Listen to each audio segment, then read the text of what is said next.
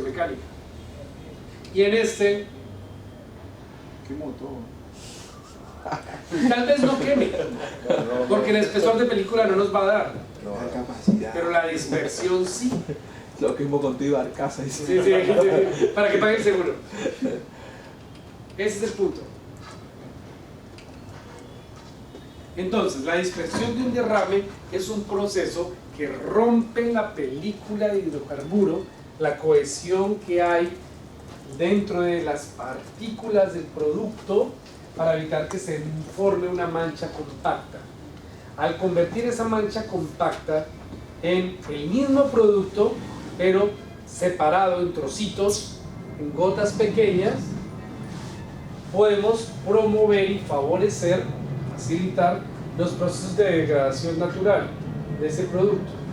Y esa degradación puede ser mecánica o química, puede ser por arrastre, gana peso y se va al fondo, pero no se va al fondo la mancha completa, como si nos quedara un piso de asfalto en el fondo del mar. Se van pequeñas goticas que se mueven fácilmente, entonces no va a impactar como si moviéramos la masa completa del producto al fondo, como si lo hundiéramos.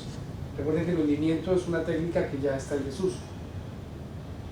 O puede ser química, porque se expone al hidrocarburo, porque mientras que en una masa compacta que está flotando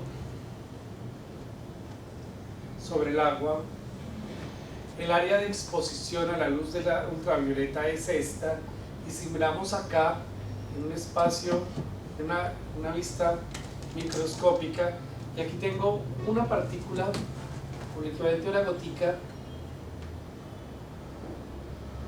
de hidrocarburo, la luz ultravioleta que le genera el sol es solamente este pedacito de acá. Entonces la fotooxidación de esta partícula es bien lenta. Ahora, ¿qué pasa si en vez de tener esta partícula pegada a otra partícula, pegada a otra partícula, y aquí tengo otras que se forman así, están todas pegaditas? ¿Qué pasa si le aplico el dispersante y ahora tengo la gotica solita moviéndose por el mar? La radiación ultravioleta le llega por acá, le llega por acá, ella se mueve solita y se va a degradar. El área exterior es mayor, lo mismo que pasaba con el área de contacto en los esquinas. Pues ahí va a ser más eficiente esa degradación química. ¿Qué son los dispersantes? Son mezclas comerciales preparadas por los fabricantes de productos surfactantes. ¿Qué son los surfactantes? Agentes de tensión superficial, que lo que hacen es favorecer ese fenómeno de dispersión. Entonces nos ayudan a romper la mancha del hidrocarburo en la superficie para que se formen pequeñas gotas que se van a dispersar en el agua. El componente clave del dispersante es ese agente de tensión superficial. ¿Cómo es un agente de tensión superficial? Es un agente que tiene una cabeza hidrofílica, que es compatible con el agua, y una colita que es oleofílica, hidrofóbica, que es compatible con el aceite. Entonces lo que vamos a hacer es que esta molécula va a intervenir en este producto, en esta mancha, para llevarse esta gotica. La gotica se va a pegar de esta cola oleofílica y la corriente va a impulsar esta cabeza hidrofílica y la va a jalar. Hay varios tipos de dispersantes. El tipo 1, que es puro, es de primera generación, no se fabrica y no debe ser utilizado porque es muy tóxico.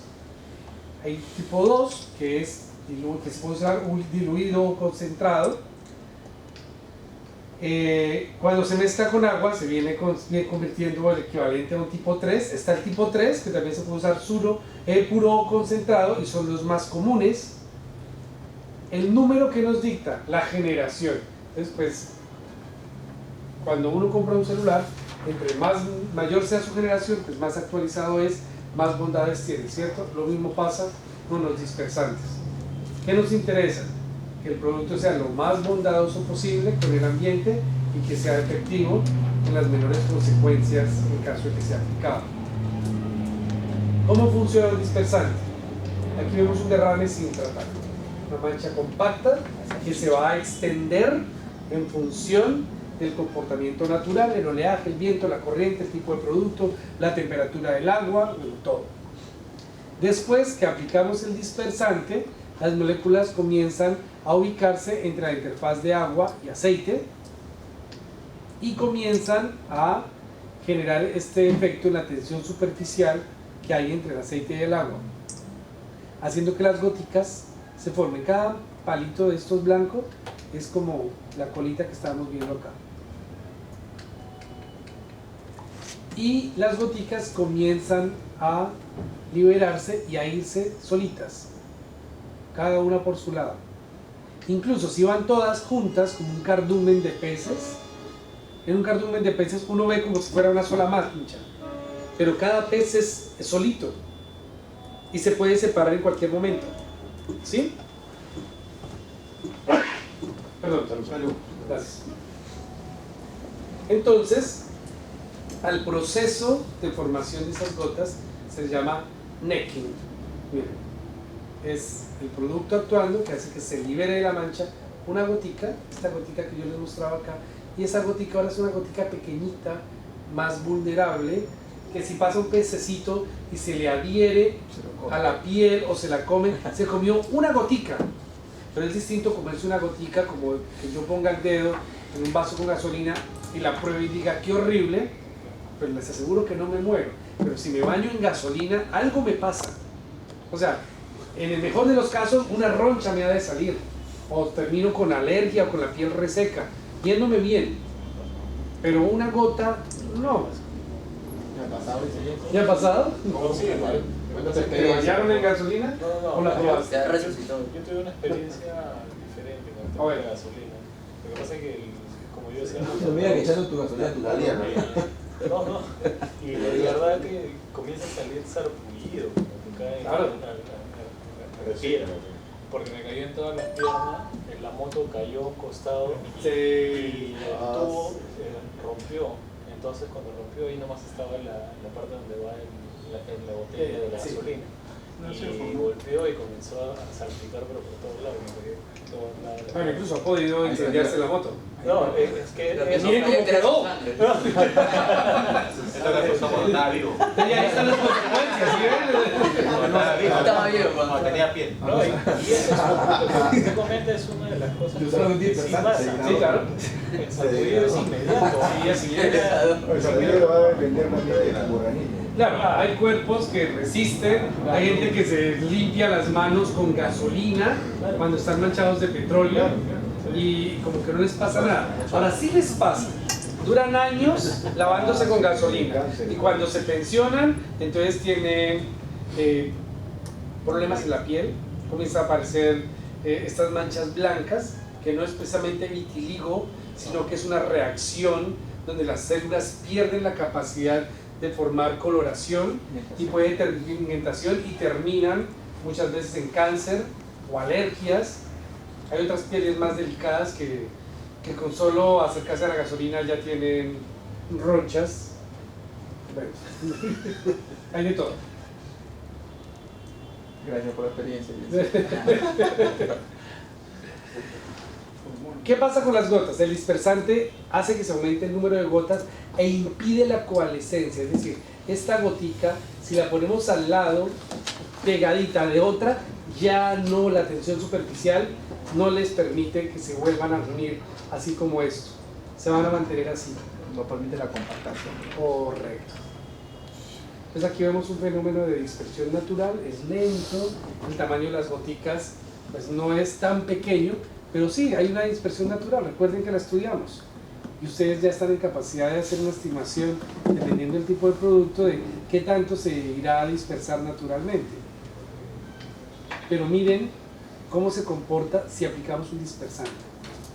¿Por qué esto se ve como si fuera humo? Porque las gotas son tan pequeñitas que tienen ese efecto, mientras que aquí son grandes se ven como pequeñas manchitas. Aquí se ven tan pequeñitas que en la medida que la corriente las va dispersando, miren, ya lo que pareciera es como si fuera... Una nube, una mucha zona. Así es. Pero esa parte superior, que es medio rojizo, Es- ¿qué? ¿Gas? ¿Son gases? No, creo que este es el fondo con el que hicieron el ejercicio. Porque esto lo hicieron en una cubeta. Ah, vuelta sucia. ¿Ves? Mira, pareciera que fuera sedimento, que fuera suelo que se está dispersando, porque es bien, bien pequeñito. Estas paredes son el acrílico de la cubeta manchado. Entonces, si ven a qué escala se van a formar las goticas, o sea, no son goticas como, o sea, no son del tamaño de una gota, de una lágrima, o de un gotero, son microgotas. Una arenilla en todo caso. Sí, bueno, como se ve acá. Ahora, necesitamos garantizar el efecto de dispersión, es decir, en la primera hora, en los primeros 10 metros, nosotros esperamos tener una concentración de más o menos 40 a 60 partes por millón, pero al cabo de 2 a 5 horas lo que esperamos es esto. Esto es lo que buscamos. Alguien con una perspectiva muy ecológica diría, la masa no se crea ni se desaparece, ¿cierto? Se transforma. Entonces aquí estas gotas no es que hayan desaparecido, solo que se han movido y ahora cuando hago una muestra hay menos. Entonces, lo que estás haciendo es diluyendo tu producto. Bueno, de alguna manera sí, pero no como un fenómeno de dilución, porque recuerden que la dilución es si tuviesen ambos las mismas características polares. Si hay una fracción que se va a disolver. Pero aquí lo que hago es sí, tengo menos producto y esto es bueno, porque si viene por aquí un pececito, pues bueno, este ambiente es mucho menos tóxico que este y definitivamente mucho menos tóxico que cuando tengo toda la masa compactada. Pero para que esto ocurra se necesita energía. Entonces yo no voy a poder lograr esto si aplico el dispersante en un lago donde no tengo corriente, donde no tengo oleaje. Va a estar así. Se va a quedar así. Necesito energía. Entonces debe haber suficientes niveles de energía en el sistema para poder aplicar el dispersante y garantizar que este fenómeno ocurra. Aquí vemos cómo el avión pasa aplicando el dispersante, ¿cierto? Y entonces, a medida que va pasando el tiempo, lo que se espera es que estas goticas cada vez se van dispersando inicialmente, luego viene una colonización bacteriana en torno al dispersante, después hay una degradación bacteriana sobre ese hidrocarburo dispersado y luego sobre ese hidrocarburo que ya ha sido colonizado y degradado bacterianamente, entonces hay una cantidad de zooplancton y fitoplancton que se va a comenzar a aproximar a ese hidrocarburo dispersado y va a continuar con ese proceso de degradación. Ahora, si yo aplico esto en un sistema de baja energía, esto no va a pasar. Lo que va a pasar es que todos estos microorganismos, estos protozoarios que hay acá, que hacen parte del zooplancton, en vez de hacer esto, aquí quedan apelmazados al producto y con él mueren. Si le damos energía, tiempo y efectividad, con la ayuda de un producto que puede ser tóxico, que puede ser peligroso, podemos lograr buenos resultados, con altos niveles de eficiencia. Entonces, no es que la solución sea, ok, ya nos dijeron que no hay que comprar esquema, todo es dispersante, no. El dispersante es una opción, requiere una evaluación juiciosa para su uso, pero definitivamente es un mecanismo de combate de derrames de petróleo. Una consulta. ¿Sí? Cuando están en ese estado ya, partículas, ¿se puede evaporar? ¿O ya no? No, aquí ya no. Ya no se puede. En ese estado ya no se puede. Se evaporaba cuando estaba aquí antes de aplicar el dispersante. No, claro. Ya no. En ese estado ya no. No, ya aquí es parte de... Así haya temperatura y todo. De hecho, este hidrocarburo hasta acá. Tampoco se puede quemar. No. Ya tampoco Cuando recuerda, voy a poner a hacer una...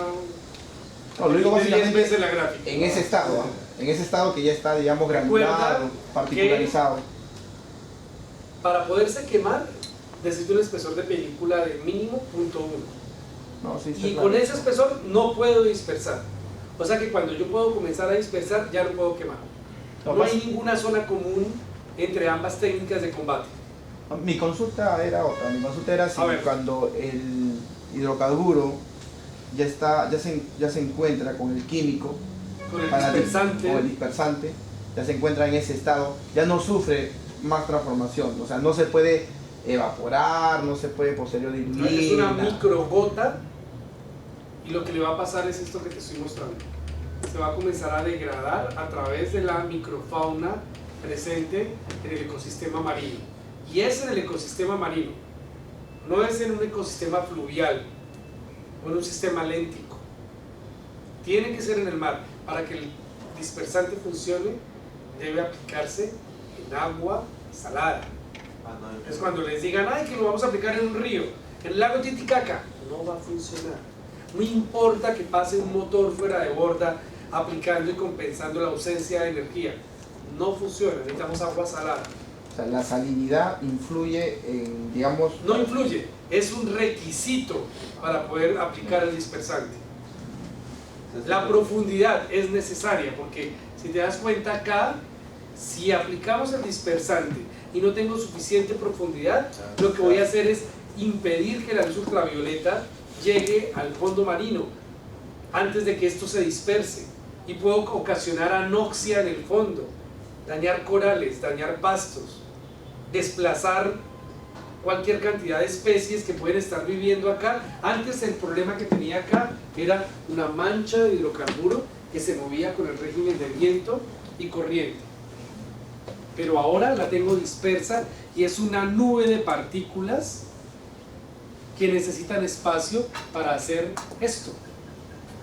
Si no les doy espacio, profundidad y energía, se queda así o se queda así. Vas a tener que, ahí vas a tener que recolectarlo, ¿no? No, ya no se puede recolectar. El problema lo trasladas, pues. Si no tengo las condiciones adecuadas, sí termino trasladando el problema, como si fuera hundimiento. O sea, al fondo.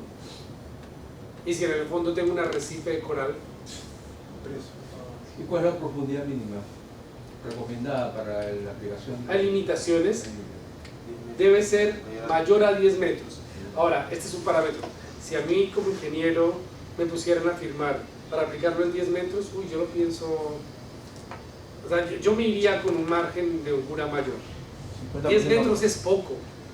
Y también hay que ver a qué producto se lo voy a aplicar. 10 metros si es que hay una buena corriente. Y además también pregúntese, ¿y en qué dirección va la corriente? Porque si es 10 metros y el producto lo tengo a 200 o 300 metros del litoral, con la corriente y el viento hacia tierra, pues no, más bien pongo una barrera y espero a que llegue todo y encierro y recolecto. Entonces aquí vemos las dispersiones de los dispersantes. Tiempo dentro de las 24 a 72 horas. Pero es un criterio nada más. Recuerden que tenemos una ventana de oportunidad en función del espesor de la película. Y el espesor de la película está en función del tipo de hidrocarburo y el comportamiento que tenga ese hidrocarburo en función de las condiciones meteoceanográficas que tengamos en sitio. Noel. Sí, acá justo con la compañera Gloria ha publicado un documento, una resolución donde indica que acá en Perú es 20 metros. 20 metros. Autorizado. ¿Qué resolución tienes ahí? Es resolución directorial 757-2004 MGP, DGT, DCG. DCG, Dirección de Capitanías y Guardacostas. Sí, 757 del 2000. 4. Es otro precio. ¿Sí se dan cuenta? Y cada país tiene su libertad de decir, a mí 20 no me parece, nos vamos con 30 y se acabó. Ay, pero que en el Perú son 20, bueno, entonces aplícalo en el Perú. No, pero habría que leer, ¿no? Debe haber ciertas particularidades, porque de repente a cierta distancia de la costa, mínimo esa profundidad. Porque si es a mar abierto, de repente... Ahora, recuerden que es un tema de política Pero tiene sus particularidades. de Estado. Es posible que haya un montón de factores técnicos que pudiesen controvertir la ley.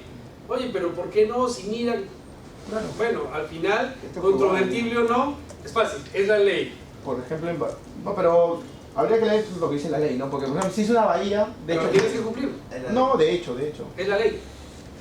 Ahora, ustedes son la autoridad, ¿no? Ustedes están acá para aportar y algún día ver si la ley merece ser transformada. ¿Qué quiero que se queden? Con el criterio. Por eso estudian el fenómeno. Si no, estaría aquí recitándoles la ley, diciéndoles, no piensen, tomen nota de qué dice la ley, cuál es la ley y ya está, háganla cumplir. Pero aquí algún día ustedes van a decir, oye, ¿sabes qué? La ley se nos quedó muy amplia, 20 metros, pucha, hay que... Debieron haber considerado otros aspectos y no solamente la profundidad. Muchas gracias, Gloria. Yo imagino que Ahí le dice Gustavo para hablar de este curso. para hacer eso Aparte han dice, debido aquí haber se distancia de recorrido la y todo. costa mayor a 3 millas náuticas. Así es. En términos generales. Entonces, mire, material derramado, una viscosidad menor que 20.000 centistocks. O sea, un producto muy viscoso va a tener una gran capacidad de coalescer, de mantenerse como una masa estable. Entonces, a mayor viscosidad, menor eficiencia del dispersante. Si el producto es muy viscoso, no vale la pena. ¿Cómo sé si va a funcionar o no? No hay una tabla. Tengo que coger mi producto, tengo que coger mi dispersante y hacer una pequeña prueba y decir, no va a funcionar. Y no lo voy a usar con agua del grifo. Tengo que traer agua del mar con esa salinidad, con ese nivel de turbidez y decir, ¿sabes qué? Ni lo compren, que no va a funcionar. En las operaciones de perforación offshore es un reto porque no saben qué van a encontrar. Es decir, los geólogos sí han dicho que están esperando que se encuentre, pero como puede que están buscando petróleo crudo y sale gas y condensado. Y el crudo, bueno, hasta que no se hace el hueco, todo lo que dice el geólogo es una apuesta. El estado del mar, mayor a 1 y menor a 6. ¿Por qué creen que mayor a 1 y menor a 6? Me preocupa que sea mayor a 6, donde Menor a 6. le toca menor a 6. ¿Por qué? Porque si es más, entonces que tampoco hace efecto. Lo que pasa es que si el mar está demasiado agitado, 7, 8, 10, entonces vamos a aplicar el producto y es posible que el producto, en vez de reaccionar con el hidrocarburo, se termine dispersando solo en el agua y lo vamos a perder. Por eso hasta 6, es una recomendación, porque hay diferentes condiciones. O sea, esto es un criterio muy general, únicamente para darte una idea de cómo es, qué tan complicada está la condición del mar. Yo pensé porque si el mar está agitado, el hidrocarburo con el agua se puede emulsionar y ya el dispersante ya no actúa como que... Ya no es efectivo el dispersante cuando está emulsionado, digamos, la mancha. Podrías, desde que entre en contacto con el hidrocarburo, va a favorecer su dispersión. Que haya agua adentro No complica, no digamos, la pasa nada. efectividad. Correcto. Pero si Yo lo asociaba por ahí, porque el estado del mar... vale, pero es un buen punto. Profundidad del agua, 10 metros. Ya se dieron cuenta, en Perú, 20. Distancia de la costa, 3 millas náuticas. Pero, ¿ustedes creen que 3 millas náuticas es un parámetro que por sí mismo nos da la seguridad de que esto sea suficiente distancia al litoral? ¿Qué otro aspecto tendrían que tener en consideración 3 millas náuticas es poco. para decir si es mucho o poco?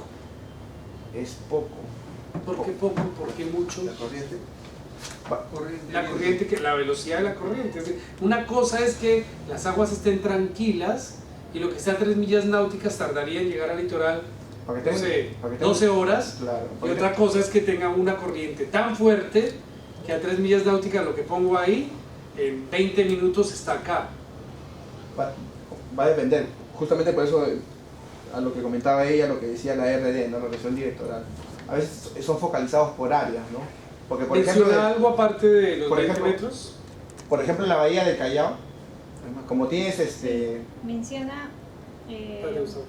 en qué casos no se deben usar. Claro. A ver, En cuéntanos, agua casos no. dulce, aguas poco profundas, menores a 20 metros, aguas que se utilizan para suministro de agua potable o Sí. torres de enfriamiento, zonas aneganizadas, pantanos, en ríos, bahías, lagos, reservas costeras, áreas de alta sensibilidad, áreas de alto riesgo bentónico.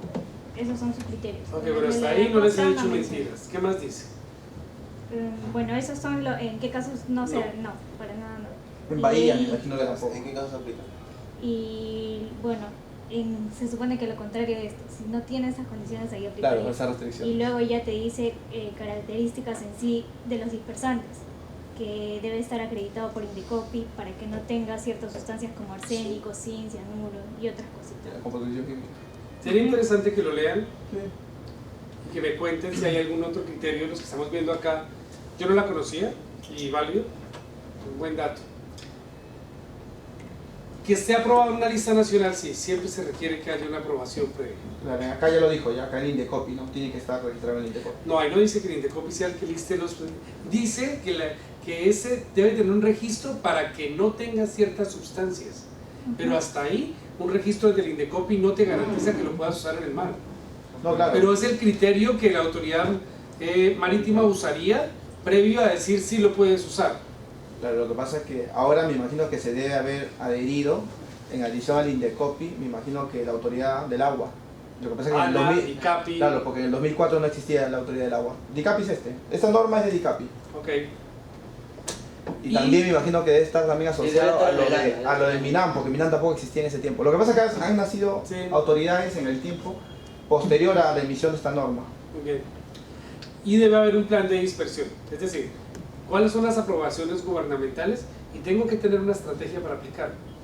Es decir, no pongo, en caso de que se presente un derrame, aplicaré dispersantes.